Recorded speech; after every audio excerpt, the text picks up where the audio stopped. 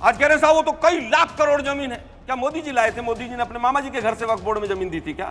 अरे भाई किसकी जमीन है वो? वक्फ बोर्ड की जमीन है। रुक तेरे को बताते तेरी माँ की। ये जब विजयपुरा में किसानों की जमीन वक्फ के नाम कर रहे थे तो वो क्या सोनिया गांधी इटली से बांध कर लाई थी क्या जमीन? कि 1500 साल पुराना शिव मंदिर जब घोषित कर दिया वक्फ की जमीन तमिलनाडु में तो सोनिया गांधी के गांव से आया था क्या वो मंदिर? उन्होंने कहा कि मुस्लिम के लिए कर दिया। कर्नाटका में 4% मुस्लिम कॉन्ट्रैक्टर को दे दिया आपने रिजर्वेशन। आपको हिंदू की याद नहीं आई क्या? हिंदू आतंकवाद कहते हैं मुसलमानों को पहला अधिकार देंगे संसाधनों पर। आपको हिंदू की याद नहीं आई क्या? चुप रहिए आलोक शर्मा जी, बस हो गया। आपको इतना भी लिहाज नहीं है कि दूसरे पैनलिस्ट को बोलोगे ये तो भागना हो गया, ये तो भागना हो गया। चलो जवाब नहीं है बस हवा निकल गई। अब जिस तरह से मन करे उस तरह से देख लेना। कल पार्लियामेंट जिस तरह से मन करे उस तरह से देख लेना और जहां मन करे वहां देख लेना। मैं आपसे कह रही हूँ प्लीज फिजिकली अग्रेसिव मत होइए, बैठ जाइए। मैं हम लोगों को नहीं लगता कि आलोक शर्मा निजी रूप से क्या करते हैं और डिबेट में आकर क्यों टारगेट करते हैं। इस पर देश का कोई भी इंटरेस्ट है कि अपना देश टाइम बर्बाद करना चाहता है। ये कांग्रेस पार्टी को सोचना चाहिए कि जब जब टीवी पर आते हैं तो उनके वोट कितने घट आते हैं। आलोक शर्मा जी का तो शब्द होता है लगातार कि मामा जी के घर से लाए थे, दादाजी के घर से लाए थे, फलना के घर से लाए थे। ये कांग्रेस पार्टी किसके घर से आई थी और किसके लिए जमीन लेकर आई थी? एक ऐसा दौर है आलोक शर्मा जी, बुद्धि फिर गई है कांग्रेस की। देश कहता कुछ और है, कांग्रेस समझता कुछ और। लेकिन आप शारीरिक रूप से भी अग्रेसिव होकर डिबेट में जिस तरह से व्यवहार करते हैं ये शर्मनाक है कि आपको यहाँ पर कितना कंटिन्यू करना चाहिए। चैनल को कॉल लेना होगा क्योंकि मेरे लिए बहुत मुश्किल हो रहा है इस बहस को कंटिन्यू करना। इस तरह के व्यक्ति को झेलने के लिए मैं मजबूर नहीं हूं जो इस तरह से मुझे फिजिकली और वर्बली अब्यूज करे मेरे शो पर। और अभी तो रुको, क्लाइमैक्स अभी बाकी। तो हेलो दोस्तों, स्वागत है आप सभी का आपके अपने YouTube channel the debate centre में। दोस्तों आज के इस धमाकेदार डिबेट वीडियो में हम लोग देखने वाले हैं न्यूज एंकर अंजना ओम कश्यप और बीजेपी के प्रवक्ता शहजाद पूनेवाला, और दूसरी तरफ दोस्तों हम देखने वाले हैं कांग्रेस के प्रवक्ता आलोक शर्मा को। यह डिबेट दोस्तों वह वोट को लेकर चल रही थी जिसमें दोस्तों आज आलोक शर्मा की ऐसी धुलाई होती है जो शायद आज से पहले आपने कभी नहीं देखी हो। क्योंकि दोस्तों इस डिबेट में आलोक शर्मा बिना फैक्ट के कुछ भी बोले जाते हैं और दूसरे प्रवक्ताओं को कुछ बोलने ही नहीं देते हैं। इसी पर अंजना ओम कश्यप उन्हें समझाती हैं तो वो अंजना ओम कश्यप से ही भिड़ जाते हैं। यहाँ तक कि दोस्तों आलोक शर्मा शहजाद पूनेवाला से मारपीट करने के लिए भी उतारू हो जाते हैं। इसी पर दोस्तों आज अंजना ओम कश्यप ने और शहजाद पूनेवाला ने मिलकर आलोक शर्मा को इस डिबेट में काफी तगड़ी तरीके से धोया है। दोस्तों वीडियो बहुत ही मजेदार होने वाली है। आप लोगों से अनुरोध है कि आप लोग वीडियो को शुरू से लेकर अंत तक जरूर देखिएगा, और अगर आप लोग को वीडियो पसंद आती है तो वीडियो को लाइक करके हमारे चैनल को जरूर सब्सक्राइब कर लीजिएगा। तो बिना किसी देरी के आइए पहले मेन वीडियो को देख लेते हैं। चलिए शुरू करते हैं। आलोक शर्मा जी मोर्चा संभालिए। विपक्ष की तरफ से क्या स्ट्रैटेजी बन रही है, क्या करने वाले हैं आप लोग? कल लोकसभा में बिल पेश होगा, इनकी तो स्पीकर्स की भी लिस्ट आ गई है। ये बिल बड़ा खराब था। ये इसने तमाम मुसलमानों का बिल्कुल बेड़ा गर्क कर दिया था। और 11 साल से मोदी जी पकौड़े तल रहे थे, 11 साल बाद याद आया उनको। अबे साले नहीं, 11 साल तक इतने गंदे बिल को मोदी सरकार ढो रही थी। इतनी ताकत लगा के बता रहे हैं तो 11 साल में थोड़ी सी ताकत लगा देते। 3 साल हो गए किसानों के एमएसपी के कानून बनाने के लिए सुप्रीम कोर्ट की कमेटी की बैठक तक नहीं हुई। मुसलमानों का बड़ा ख्याल है इनको, मुसलमानों का उद्धार करना है इनको। हिंदू बच्चे चाहे सारे बेरोजगार हो जाएं, इनको मुसलमानों का उद्धार करना है इनको। महिलाओं पर अत्याचार चाहे 50% बढ़ जाए, मुसलमानों का उद्धार करके मानेंगे, छोड़ेंगे नहीं बिल्कुल ही। चाहे महिलाओं के ऊपर हो, चाहे SC ST के ऊपर हो, तमाम अत्याचार चाहे 50% 60% बढ़ जाए, किसानों की आत्महत्या बढ़ जाए, किसी चीज से कोई मतलब नहीं है। चीन कब्जा कर ले हमारी भूमि पे, क्लीन चिट दे देंगे, पर मुसलमानों का उद्धार करके मानेंगे, छोड़ेंगे नहीं बिल्कुल ही।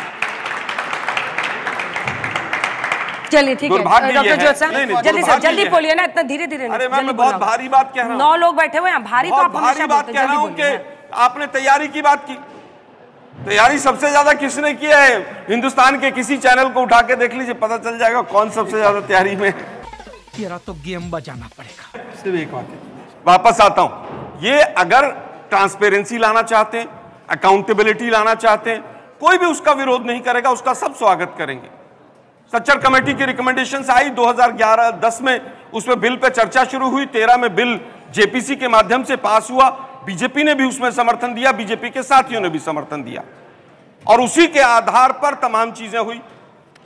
आज कह रहे साहब वो तो कई लाख करोड़ जमीन है। क्या मोदी जी लाए थे? मोदी जी ने अपने मामा जी के घर से वक्फ बोर्ड में जमीन दी थी क्या? रुक तेरे को बताते तेरी माँ की। ये जब विजयपुरा में किसानों की जमीन वक्फ के नाम कर रहे थे तो वो क्या सोनिया गांधी इटली से बांध कर लाई थी क्या जमीन? 1500 साल पुराना शिव का मंदिर वक्त के नाम पर मैं अभी बीच में नहीं बोलेंगे। अंजना जी बीच में नहीं बोलेंगे। अंजना जी रोकिए, रोकिए अंजना जी रोकिए। अंजना जी आपका काम है आपका घर में रोकना। आलोक जी अंजना जी रोकने का काम है आपका। अंजना जी रोकने का काम आपका है। अंजना जी आपका काम है रोकने का। मैं आपसे आग्रह कर रहा हूँ। मैं उनका मुंह नहीं दबा सकती हूँ, लेकिन उनसे विनती कर रही हूँ। मेरा भी गला फिर मत दबाइए। हाँ, मैं नहीं दबा रही, मैं बीच में बोलूंगा। बीच में मत बोलिए, चुप रहिए। मैं पूछना चाहता हूँ कि 1500 साल पुराना शिव मंदिर जब घोषित कर दिया वक्फ की जमीन तमिलनाडु में, तो सोनिया गांधी के गांव से आया था क्या वो मंदिर? और आखिरी बात सुन लीजिए, आप बीच में मत बोलिए। बीच में मत बोलिए, बीच में मत बोलिए।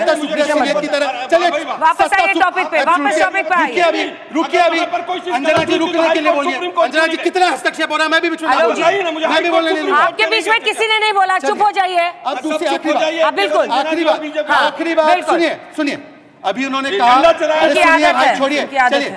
अभी उन्होंने, अरे चुप सर, देखिए अंजना जी, अभी उन्होंने कहा कि मैं सीधा सवाल, अंजना जी ये तरीका ठीक नहीं, या तो बीच में ना बोल, आप हस्तक्षेप कीजिए या तो ये एजेंडा है। क्या सरकार, अंजना जी इट इज माय टर्न। क्या मैं अपनी बात रख सकता हूँ, हाँ या ना? क्या मैं अपनी बात रख सकता हूँ? अंजना जी से बोलिए, अंजना जी से बोलिए। चलिए अब अंजना जी, इन्होंने कहा कि मुस्लिम के लिए कर दिया। कर्नाटका में 4% मुस्लिम कॉन्ट्रैक्टर को दे दिया आपने रिजर्वेशन। आपको हिंदुओं की याद नहीं आई क्या? एएमयू में आपने SC ST का OBC का आरक्षण काटा, हिंदुओं की याद नहीं आई क्या?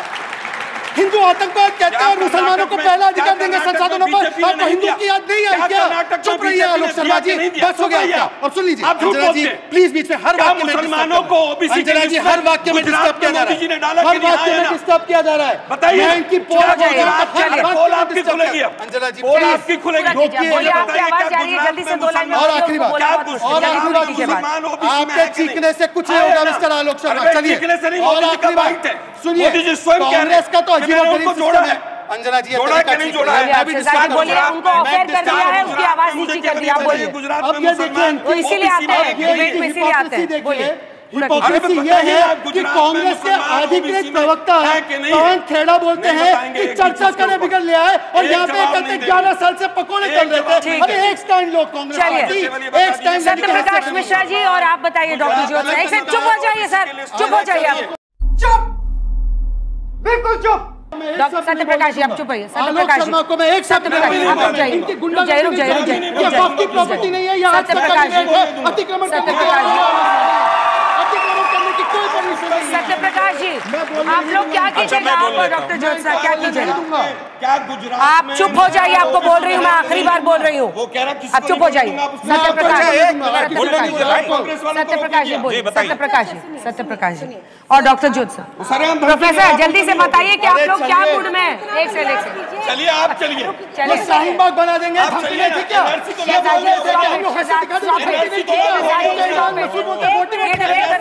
मैं यहाँ से चली जाती हूँ। Please remove this man. इनको बोलिए, आपको इतना भी लिहाज नहीं है कि दूसरे पैनलिस्ट को बोलोगे। ये तो भागना हो गया, ये तो भागना हो गया। चले जवाब नहीं है, बस हवा निकल गई। बैठिए बैठिए, मुझे आपसे सवाल करना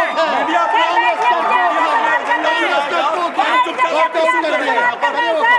आपसे सवाल करना है मुझे। बीजेपी का प्रवक्ता सरेआम धमकी दे रहा है कि मैं बोलने नहीं दूंगा। मुझे आपसे सवाल करना है। एक मिनट सर, रुक जाइए। चलिए नहीं, चलिए बहुत देखिए, आप जैसे बहुत देख लेने, अब जिस तरह से मन करे उस तरह से देख लेना। कल पार्लियामेंट जिस तरह से मन करे उस तरह से देख लेना, और जहाँ मन करे वहाँ देख लेना। आलोक भाई अच्छा सुनिए, सीनियर है सर, पहले तो आप कमलनाथ से अपना सुलझा लीजिए। सुलझा रखा है मैंने, कमलनाथ से पहले क्या? आलोक शर्मा मेरे मुंह मत लगो, मैं आपको सम्मान दे रहा था, आपने अपनी बात रखी, मेरे बीच में आप लगातार बोल, और मैं आपसे डरने वाला नहीं हूं। आप जैसे लोगों को बहुत देखा है। अच्छा मुझे बोलने का मौका दीजिए। मैं आपसे कह रही हूँ प्लीज फिजिकली अग्रेसिव मत हो रही है, बैठ जाइए, मैं आपको बता रही हूँ। इनको एक पसमानदा मुसलमान नहीं भाता, मैं पसमानदा हूँ, इसलिए मुझे गाली देते हैं। मुझे बोलने दो। अब आप तो इतना चुप हो जाइए, फिजिकली अग्रेसिव हो रहे हैं आप। गजब बेइज्जती है। जो लोग बिल के समर्थन में बोल रहे हैं, हाँ। वो मुझे टोटली कंफ्यूज नजर आ रहे हैं, उनकी लाइन क्लियर नहीं है। शहजाद भाई ने कहा हम मुसलमानों के हित के लिए बिल ला रहे हैं, मुसलमान के साथ अन्याय हो रहा है उन्हें न्याय देंगे। फिर शहजाद भाई साथ के साथ ऑब्जेक्शन कर रहे हैं, कर्नाटक में 4% आरक्षण क्यों दे दिया मुसलमान? क्योंकि वो संवैधानिक नहीं है, क्योंकि वो संवैधानिक नहीं है। बीच में नहीं, देखो बीच में नहीं, सबके बीच में मत बोले करो। मैंने नहीं बोला, शहजाद भाई कह रहे हैं कि मोदी जी से बड़ा हितैषी कोई मुसलमान का है ही नहीं। लेकिन जो मोदी जी के 2 सहयोगी हैं, TDP और JDU, दोनों को मोदी जी पसंद है। दोनों शर्त लगा रहे हैं, दोनों अपने सुझाव दे रहे हैं। हम सुझाव दे रहे हैं तो हम खलनायक हो गए, टीडीपी और जेडीयू सुझाव दे रहे हैं तो ये नायक हो गए। दूसरी बात आपने आंकड़े दिखाए मुसलमान कितने % किसको वोट देता है। अगर मोदी जी इतने हितैषी हैं तो बीजेपी को मुसलमान वोट क्यों नहीं देता? बल्कि जब सहयोगी जब मोदी जी गठबंधन करते हैं उनके वोट भी घट जाते हैं, जेडीयू के वोट भी घट जाते हैं। मोदी जी एक भी मुसलमान को टिकट क्यों नहीं देते लोकसभा का? अभी बदत है भाई, अभी बदत है। जवाब दीजिए, आपके वोट घट जाते हैं वो कह रहे हैं। भाटी जी एक वर्ग नहीं बोल रहे भाटी जी एक वर्ग ऐसा है इस देश में, आपके पूरे इंडी ब्लॉक में, जो भारत के मुसलमानों के साथ 70 सालों से खिलवाड़ करता आया है। उसका दस्तावेज है सच्चर कमेटी, उसकी रिपोर्ट 2006 में आई। और आप मुसलमानों को इस देश में डराते हैं, उनको मुख्य धारा में आने नहीं देते हैं। चाहे हमारे नीतीश कुमार जी हो, चाहे भारत के प्रधानमंत्री हो, जिनका प्रयास ही रहा और नारा रहा, विश्वास दिया सबका साथ, सबका विकास, सबका प्रयास। तो आप इसमें ताक झांक करते, ये बात समझ में आती है। रही बात कि हमारे सुझाव की और टीडीपी के सुझाव की, हमारा सुझाव सकारात्मक होता है, आपका सुझाव नकारात्मक होता है। आपका सुझाव यदि मानते रहे तो आप तो कल कहते मोदी जी आप इस्तीफा दे दो। प्लीज भाटी जी, मैं नहीं बोलता किसी के बीच में, बहुत बढ़िया। नहीं मैं नहीं बोलता। तो आप ऐसा सुझाव देते कि मोदी जी आप सत्ता छोड़ दीजिए, हम लोग चला लेंगे। वास्तविकता यह है कि जो वक्फ बोर्ड जिस महान मकसद के साथ 54 में बना, 55 में संशोधन हुआ, 2013 में हुआ, समाजवादी पार्टी और लालू प्रसाद जी की पार्टी राजद के कान पे जू नहीं रहेंगी कि 2013 में किस छिपे रास्ते से क्या दे रहे थे। आज अगर उसको व्यापक एक परिभाषा दी जा रही है, पारदर्शिता लाई जा रही है कि किसका जमीन किसका है, किस मकसद से किया गया है, कौन सा जमीन कब्जा है, तो उस पर इनके पेट में दर्द हो रहा है। आलोक शर्मा जी का तो शब्द होता है लगातार कि मामा जी के घर से लाए थे, दादाजी के घर से लाए थे, फलना के घर से लाए थे। ये कांग्रेस पार्टी किसके घर से आई थी और किसके लिए जमीन लेकर आई थी, ये आलोक शर्मा जी नहीं बताएंगे। अब शब्दों की भरमार है आपकी। मैं बिल्कुल आज आपका इस बात पर विरोध करूंगा कि आपके कम से कम लगातार डिबेट देखता हूं, हर अपशब्द हर एंकर को टारगेट करते रहते हैं। क्यों? क्योंकि एक ऐसा दौर है आलोक शर्मा जी, बुद्धि फिर गई है कांग्रेस की। देश कहता कुछ और है, कांग्रेस समझता कुछ और। मैं उत्तर देना चाहूंगा। दिल्ली की जनता, मुस्लिम अंजुमन में खबर आ रही है, खबर बताते हैं, क्योंकि हम लोगों को नहीं लगता कि आलोक शर्मा निजी रूप से क्या करते हैं और डिबेट में आकर क्यों टारगेट करते हैं। इस पर देश का कोई भी इंटरेस्ट है कि अपना देश टाइम बर्बाद करना चाहता है। ये कांग्रेस पार्टी को सोचना चाहिए कि जब जब टीवी पर आते हैं तो उनके वोट कितने घट आते हैं। यही नहीं, अभी और सुनिए। मुझे लगता है कि अब मतलब इसको ये आज तक को तय करना होगा कि हम इस तरह के प्रवक्ता को यहाँ बिठाना चाहते हैं या नहीं बिठाना चाहते हैं, क्योंकि आकर आज तक पर चैनल पर और एंकर पर इस तरह से लगातार हमला करना मुझे नहीं लगता कि ये ठीक है और हम लोगों को ये बर्दाश्त करने की जरूरत है। क्योंकि इस व्यक्ति को लेकर तमाम कांग्रेस पार्टी के प्रवक्ता आते हैं, अपनी बात कहकर जाते हैं, 6 बजे भी बोल कर गए हैं, 6 बजे भी बोल कर गए हैं, 8 बजे भी बोल के जाएंगे, लेकिन उनमें से कोई भी इस तरह से बदसलूकी नहीं करता है और फिजिकली इंटिमिडेट करने की कोशिश नहीं करता है। लेकिन आप शारीरिक रूप से भी अग्रेसिव होकर डिबेट में जिस तरह से व्यवहार करते हैं, ये शर्मनाक है और मैं इसको पूरी तरह से पोस्ट करती हूँ। हर किसी के बारे में आपने बोला। अब आप देखिए, सवाल यह है कि आपको यहाँ पर कितना कंटिन्यू करना चाहिए, चैनल को कॉल लेना होगा, क्योंकि मेरे लिए बहुत मुश्किल हो रहा है इस बहस को कंटिन्यू करना। I am really sorry. इस तरह के व्यक्ति को झेलने के लिए मैं मजबूर नहीं हूं, जो इस तरह से मुझे फिजिकली और वर्बली अब्यूज करे मेरे शो पर। साले का खोपड़ी तोड़। आई एम एब्सोल्युटली आपने क्या है? सत्यप्रकाश मिश्रा ने आकर आपको रोका है। चलिए हटिए। सत्यप्रकाश मिश्रा ने आपको आकर रोका है। आपने नहीं रोका, लेकिन बीजेपी के प्रवक्ता। शिकायत अपनी जगह होती है। बुद्धिजीवी हैं, आपको इस बात को समझना चाहिए कि शो चल रहा है, डिबेट चल रहा है, आप अपने पक्ष को रखने के लिए स्वतंत्र है। ये क्या है, मोदी जी का मामा? ये क्या है? अरे भाई, जमीन तरीका मोदी जी देश के प्रधानमंत्री है, देश का जमीन है, आप बार-बार इस चीज को क्यों बोलते हैं? मोदी जी का मामा, फिर आपको सुनना पड़ेगा। मीडिया का एक एजेंडा चल रहा है, मीडिया का स्तर बहुत नीचे हो रहा है। वक्फ की जमीन है, वकाफी ने आप ये क्यों बोलते बार-बार कि मोदी जी के मामा? साला ये दुख का खत्म नहीं होता बे।